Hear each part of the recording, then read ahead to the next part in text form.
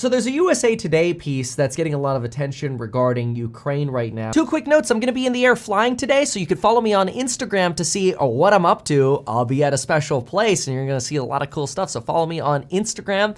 And we did extend the flash sale to the end of the week for those of you who emailed us and for anyone else. 69% off, largest percentage basis sale for the programs on Building Your Wealth. Link down below. And Ukraine apparently is ceding some ground in the Donbas region. And this is because one of the foreign ministers in Ukraine in an interview suggested that Russia is slowly, piece by piece, inch by inch, taking more land.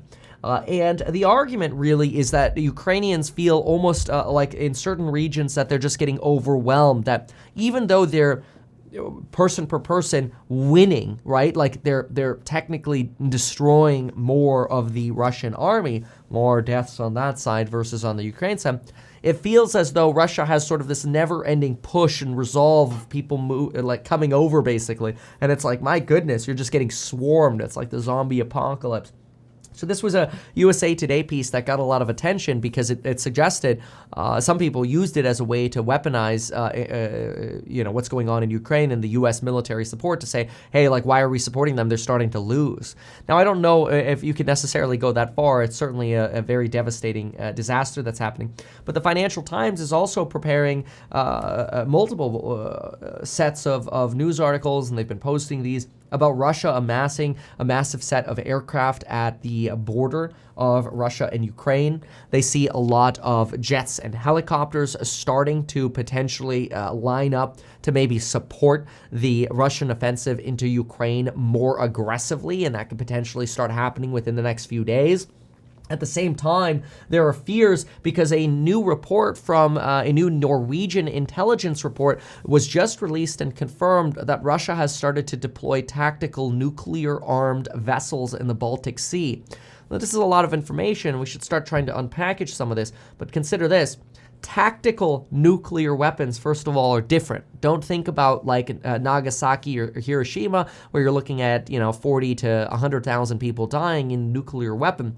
You want to think about tactical nuclear weapons as basically, okay, here's an area where there are maybe 2,000 Ukrainian soldiers bunkered down in, let's say, a town that's nearly deserted or whatever. They're using it to launch tactical offensives. It's got a region of maybe 2 square miles where the Russians, or the Ukrainians rather, are embedded. Well, a nuclear-armed vessel in the Baltic Sea could potentially launch, an intercontinental missile or some sort of a missile carrying a tactical nuke and essentially flatten that entire area without risking one Russian life, because what you've done is you've basically just leveled a potentially entire town with a more strategically used nuclear weapon. Now, obviously, this is expected to cross major red lines and would suggest that we're entering into World War III, which Donald Trump has suggested we're already entering World War III. And somebody who called the Soviet War, who was interviewed by some journalists, it's really not worth going into that rabbit hole because it gets really, really dirty really fast. But basically, there are a lot of people who have been studying war for a very long time and say we're basically already in World War III because you have the U.S., Germany, Poland, Spain, all of these countries supporting the war in Ukraine against Russia, and Russia getting support from China. This is almost like the two axes, right? Like in World War II, you have the axes, right? It's scary to think about that. There's nothing funny about it. But anyway, this was a French historian who predicted the fall of the Soviet Union is basically saying we're already at World War III. But this talk about using tactical nuclear weapons potentially by Russia has been one that's been elevated and been very scary since the beginning of the war. However, the fact that Norwegian intelligence is now confirming that Russians have deployed tactical nuclear weapon armed vessels in the Baltic Sea, something that they haven't done before, is very nerve-wracking. Now, the Northern Fleet of warships regularly went to sea with nuclear weapons during the Cold War era, but this is the first time the modern Russian Federation has done the same thing.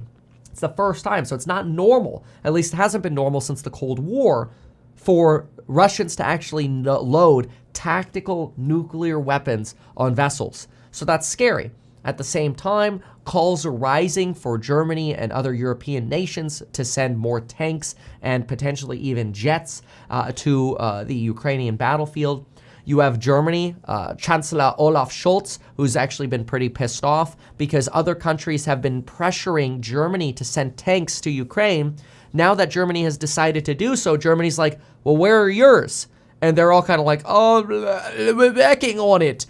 Poland, for example, says they'd send tanks. Now it comes out that Poland is actually saying, yeah, we don't actually know if these tanks work that we're sending. So now there's Polish doubt over the operability the Poles are trying to send the tanks, the operability of the tanks the Poles are trying to send to Ukraine. That's insane. At the same time as this, you have Germany sending more previously decommissioned Gerard Flakpanzers. Now, these are actually really interesting, the Flakpanzers. Flakpanzers are basically tanks that are just designed to take down planes. And with this mounting offensive, essentially setting up of helicopters and airplanes and jets on the border between Russia and Ukraine, you have a lot of talk about more funding and more ammunition being deployed for these puppies right here. So on screen, you can see here a Flakpanzer.